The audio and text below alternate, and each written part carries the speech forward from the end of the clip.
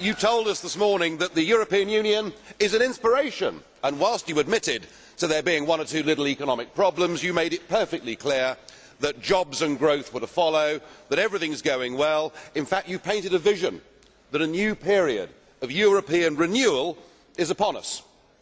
Now, as a former communist yourself, you probably remember the old Soviet leaders getting up to give their speeches and telling everybody that there was a record harvest, or that tractor production figures were terribly good.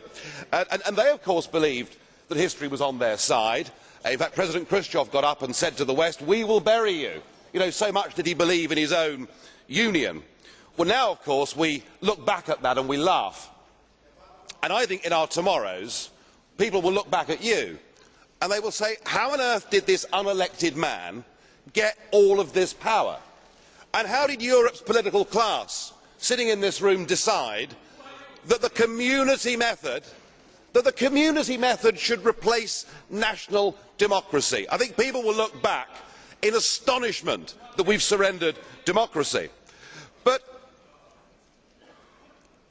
what you want to do is to say, right, we have a European Union, and what we're going to have to do now is have more of it. So as an architect, and you're one of the key architects of the current failure, what we're going to do, even though everything to date has been wrong, we're going to do more of the same. Now, I thought that was a definition of madness. I can't believe that is a rational response to any situation in which you find yourself. And far from it being a State of the Union, I would argue that the Union is in a state. Because just look at the confusion. We've got you as the President of the European Commission, we've got a President of the European Parliament, we've got my old friend Herman Van Rompuy, who is the permanent President of the European Council, we've got the Poles, they are now presidents temporarily of the European Council, we've got presidents all round this room, goodness me, even I'm a president. I mean, I'm not sure what the collective noun for presidents is, perhaps an incompetence, I don't know. But certainly when you take away democratic accountability, it's clear nobody really is in charge. And it's developing as a union of intolerance. Anybody that stands up here and dares to give a political view that is different to the received wisdom is written off as mad, insane, violent, fascist. We've heard it for years from these people.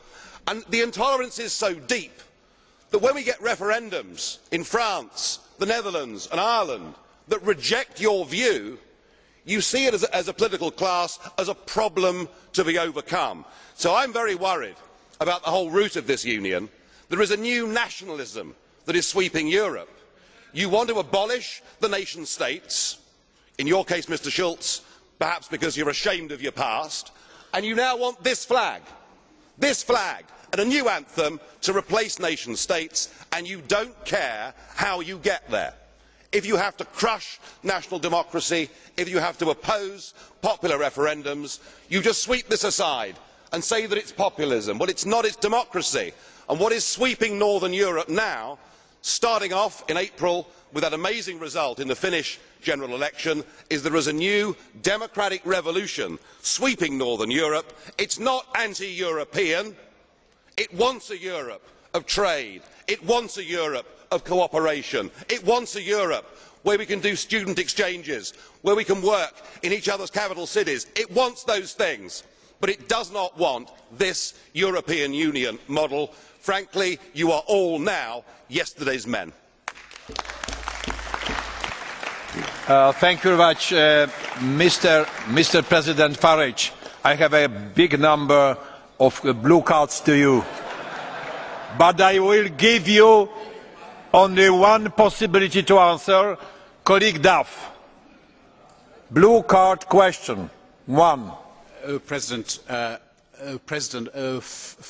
Farage, what, pray, is the answer, your answer, of Little Britain to the challenges of globalisation?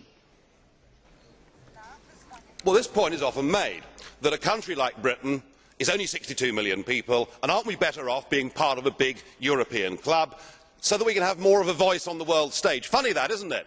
Here's Britain, the world's 5th largest trading nation, who are now prohibited from going in to World Trade Organisation talks because all of that is done on our behalf by an unelected European Commissioner.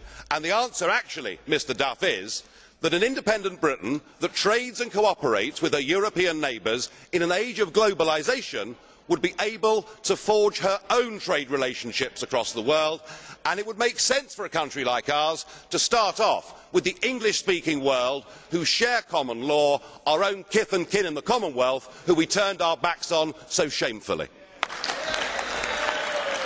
Thank you. The next speaker, non-attached, Madame Lawrence Stassen.